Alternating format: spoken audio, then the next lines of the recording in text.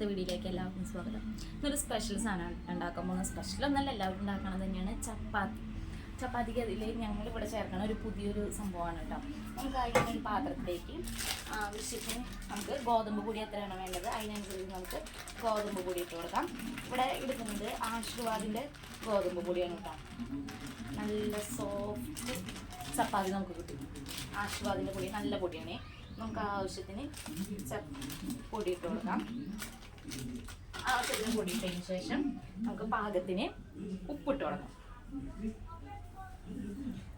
പാകത്തിന് നമുക്ക് അതിലേക്ക് ഉപ്പും ഇട്ടതിന് ശേഷം ഇതാണ് ഞാൻ പറഞ്ഞ മെയിനായിട്ടുള്ള സാധനം. നമ്മളെന്താ ഉരുളൻകിഴങ്ങ് വേവിച്ച് വെച്ചതാണ് കേട്ടോ.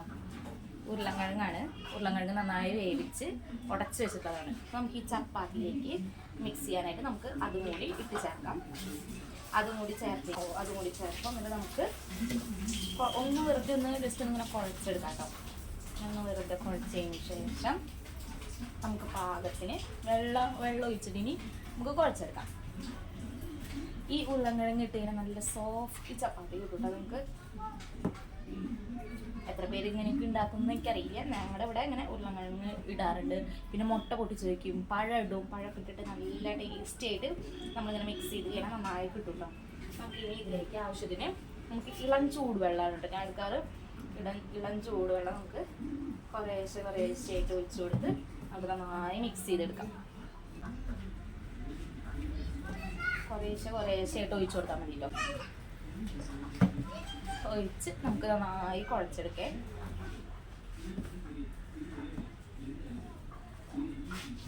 ഇന്നിവിടെ രാത്രി ചപ്പാത്തി ആക്കാമെന്ന് വിചാരിച്ചു.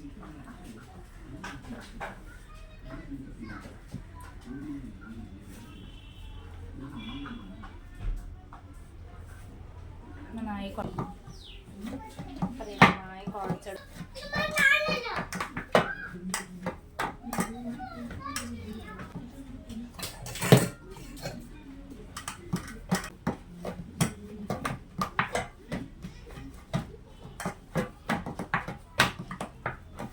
എടുത്തത് കണ്ടോ, നല്ല സോഫ്റ്റ് ആയിട്ടുണ്ട് കണ്ടോ. കാണാണ്ടോ ഗൈസ്, നല്ല സോഫ്റ്റ് മാവായിട്ടുണ്ട്. ഇതേപോലെ നന്നായി കുഴച്ച് വെച്ച്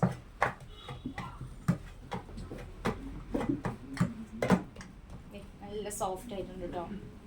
പിന്നെ നമുക്കിതൊരു 5-10 മിനിറ്റ് ഒന്ന് നമുക്ക് റെസ്റ്റ് ചെയ്യാൻ വെക്കാം. അപ്പോഴേക്കും നമുക്കിനി ഇത് പരത്താനുള്ള കാര്യങ്ങൾ നോക്കാം. അപ്പോഴേക്കും നമുക്കിതൊന്ന് സെറ്റായി വരും കേട്ടോ. നമുക്കിനി പരത്താനായിട്ട് പോവാം. അപ്പോൾ ഇതൊന്ന് 2 മിനിറ്റ് അവിടെ ഇരിക്കട്ടെ കേട്ടോ. ഇനി ചപ്പാത്തി പരത്തി തുടങ്ങാം. ഒരു 2-10 മിനിറ്റ് ആയിട്ടുണ്ട് കേട്ടോ. നമുക്ക് ഇനി ഇത് ചെറിയ ബോളോളാക്കാം. കുഞ്ഞു ബോളോളാക്കിയിട്ട് നമുക്കിത് മാറ്റി വയ്ക്കാം. ഇതിലിടാം. അപ്പോൾ നമ്മൾ ഇതെല്ലാം ബോളാക്കി എടുക്കുന്നുണ്ട്. ഇനി നമുക്കിത് പരത്തിയെടുക്കാം. ഓരോന്നായിട്ട് നമുക്ക് ഇനി പരത്തിയെടുക്കാം കേട്ടോ. അതിനായിട്ട് കുറച്ച് മാവ് എടുത്തിട്ടുണ്ട്. മാവിട്ട്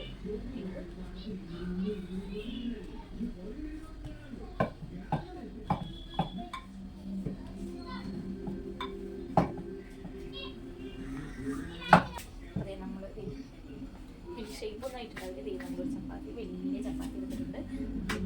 വലിയ ചപ്പാത്തി കേട്ടോ. നമ്മുടെ ചപ്പാത്തിയൊക്കെ പരത്തി കഴിഞ്ഞിട്ടുണ്ട്. പിന്നെ നമുക്ക് ചപ്പാത്തി ചുട്ടിട്ട് വരാം കേട്ടോ. അപ്പോൾ നമ്മൾ ചപ്പാത്തിയൊക്കെ പരത്തി കഴിഞ്ഞു. ഇനി നമുക്ക് ചപ്പാത്തി ചൂടാം കേട്ടോ. അപ്പോൾ അതിന് ഗ്യാസ് കത്തിച്ചതിന് ശേഷം ഗ്യാസ് നന്നായി നമ്മുടെ ചട്ടി വെച്ചിട്ടുണ്ട്. നമുക്കത് നന്നായി ചൂടാവട്ടെ. ചൂടായതിനു ശേഷം നമുക്ക് ചപ്പാത്തി പരത്താം. നല്ല സോഫ്റ്റ് ചപ്പാത്തി നമുക്ക് കിട്ടുന്നതായിരിക്കും കേട്ടോ. ഇത് നോക്കാം.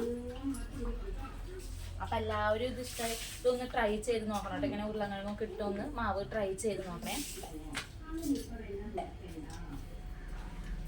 ചൂടായതിനു ശേഷം ഇതാ നമ്മൾ ഇട്ടു.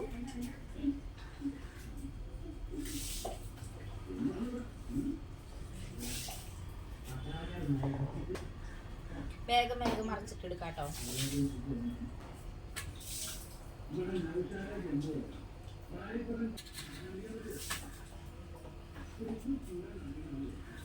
ഇങ്ങനെ ഒന്ന് വെറുതെ ഒന്ന് പ്രസ് ചെയ്ത് പിടിച്ച് കഴിഞ്ഞാൽ ഇങ്ങനെ കോളങ്ങളൊക്കെ ഇങ്ങനെ വരും. നമ്മൾ മറിച്ചിട്ട് നന്നായി വേവിച്ചു.